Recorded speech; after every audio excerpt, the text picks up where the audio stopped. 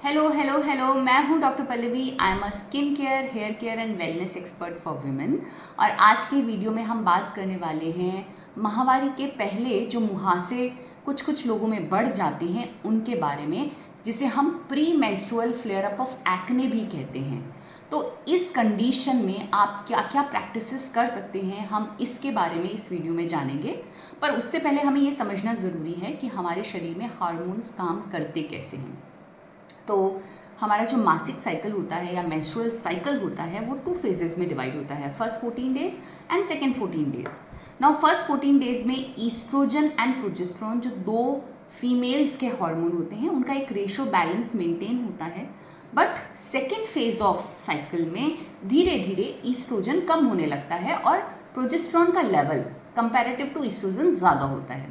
At the end of cycle दोनों कम हो जाएंगे, बट फर्स्ट जो मिडल ऑफ द 14 डेज हैं, मतलब फर्स्ट 14 कंप्लीट होने के बाद जो मिडल का टाइम है उसमें, यानी कि जस्ट बिफोर मेंस्ट्रुएशन आपका प्रोजेस्टेरोन का लेवल ज़्यादा होता है, ईस्ट्रोजन का लेवल कम होता है।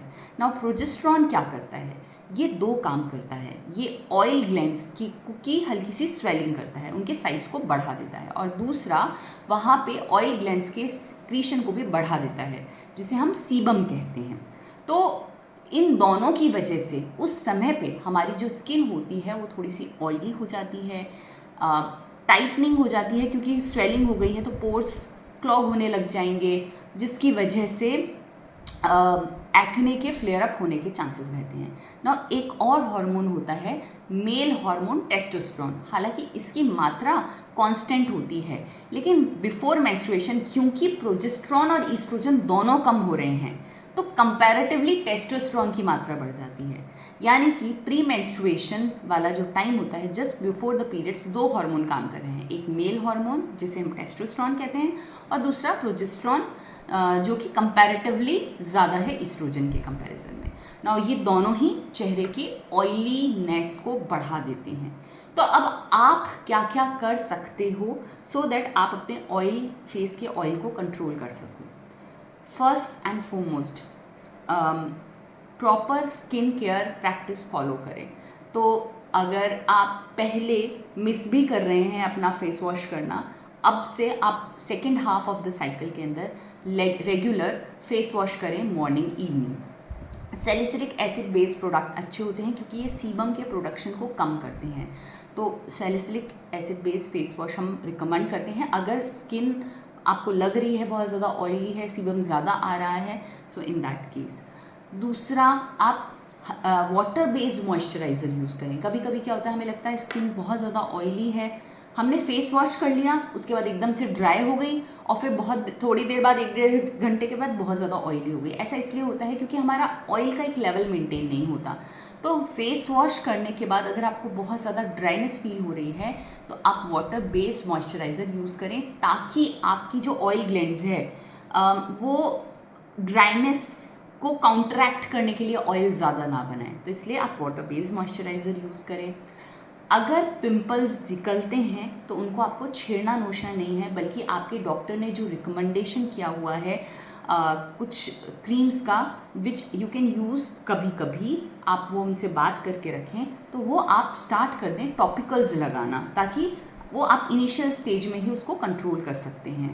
सन से बिल्कुल प्रोटेक्शन करना है ताकि आपके चेहरे पे काले निशान, दाग धब्बे कम से कम पड़े। फिजिकल प्रोटेक्शन भी इम्पॉर्टेंट है, सनस्क्रीन भी इम्पॉर्टेंट है। इसके बाद आता है diet. Diet is very very important in specially in this phase.